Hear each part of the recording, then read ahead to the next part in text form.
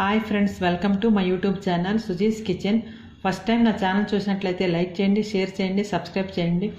ఈరోజు నేను గుడ్ల పులుసు ఎలా తయారు చేయాలో చేసి చూపిస్తాను.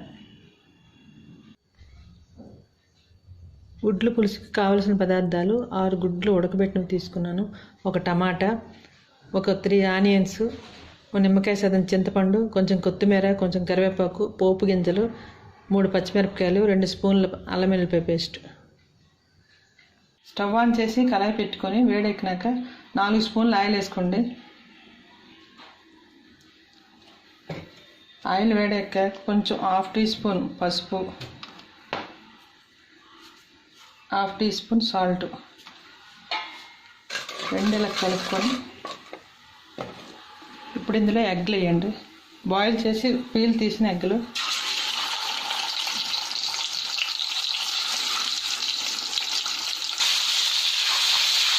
ఇలా సాల్ట్ గుడ్లు కళాయికి అంటకుండా వస్తాయి. చక్కగా ఇలా ఫ్రై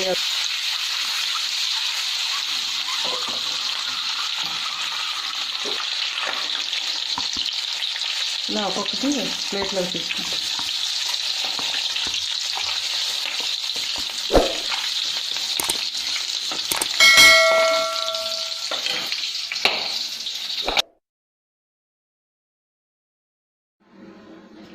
ఆవాల జీలకర్ర చిప్పట్లు ఆడించాక పచ్చిమిర్చి వేసుకోండి.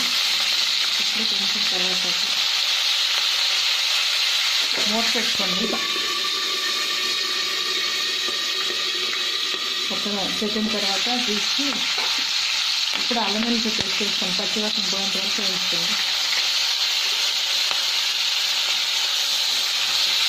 కొంచెం ఫ్రై అయ్యాక ఇదిగో మనం ఆనియన్స్ పేస్ట్ చేసుకున్నాం కదా, మరీ పేస్ట్ వద్దండి, కొంచెం ముక్కలాగా ఉన్నట్టు వేసుకొని ఈ పచ్చివాసన పోయేంత వరకు వేయించుకోండి. ఇప్పుడు కొంచెం ఇందాక 1/2 టీ స్పూన్ వేసుకున్నాం కదా, ఇప్పుడు ఒక 1/2 టీ స్పూన్ పసుపు వేసుకొని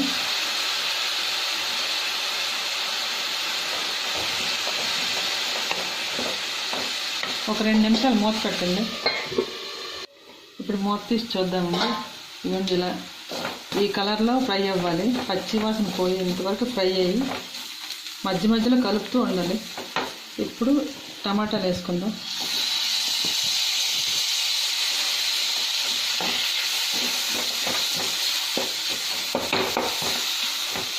టమాటా ఒక నిమిషం ఇలా మగ్గితే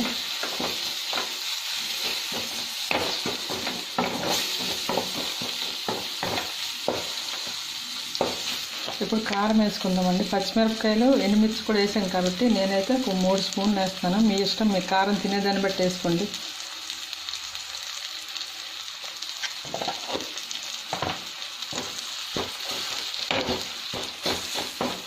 ఇలా ఒకసారి కలుపుకొని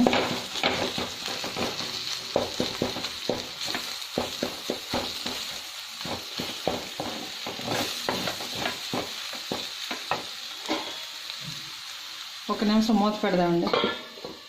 మూత తీసి చూస్తే ఇక టమాటాలు మగ్గిపోయేది. ఇప్పుడు మనం చింతపండు నానబెట్టుకున్నది, ఇక చింతపండు రసం తీసుకొని ఇప్పుడు ఇందులో వేసుకుందాం.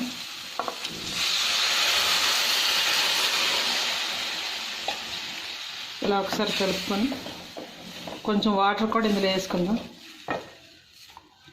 1 గ్లాసున్నర వాటర్ ఇలా వేసుకున్నాక ఉప్పు ఇప్పుడు వేసుకోండి. పులుసు కాబట్టి ఒక 2 స్పూన్లు ఎక్కువ పడుతుంది, మీరు చూసుకొని వేసుకోండి. నేనైతే ఇక 2 స్పూన్లు వేస్తున్నాను. ఒకసారి కలుపుకొని ఒక 2 నిమిషాలు మూత పెట్టి మరిగించండి. అప్పుడు ఇందులో ఎగ్గలు వేసుకోవాలి. ఇలా మూత పెట్టి ఒక 2 నిమిషాల తర్వాత చూడండి, పులుసు మరుగుతుంది. ఇప్పుడు మనం ఇందులో గుడ్లు వేసుకుందాం. వేయించి పెట్టుకున్న గుడ్లు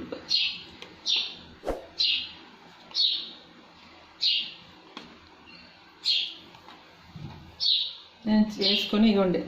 నేనైతే బెల్లం వేసుకుంటున్నాను, మీకు నచ్చితే వేసుకోండి, లేకపోతే అలా వదిలేండి.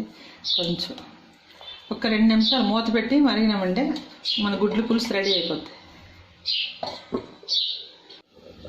2 నిమిషాల తర్వాత మూత తీసి చూడండి, పులుసు మరిగిపోయింది. ఇప్పుడు ఉప్పు కారం అవి చూసుకొని సరిపోతే కొంచెం వేసుకోండి. వేసుకొని స్టవ్ ఆఫ్ చేసేయండి. గుడ్లు పులుసు రెడీ అయిపోయింది. సర్వింగ్ బౌల్లోకి తీసుకుంటే మన గుడ్లు పులుసు రెడీ. ఇదిగోండి మన గుడ్ల పులుసు రెడీ అయిపోయింది. వేడి వేడి అన్నంలోకి గుడ్ల పులుసు వేసుకొని తింటే చాలా బాగుంటుంది. మీరు కూడా ట్రై చేసి ఎలా ఉందో టేస్ట్ చేసి చెప్పండి కింద కామెంట్ రూపంలో.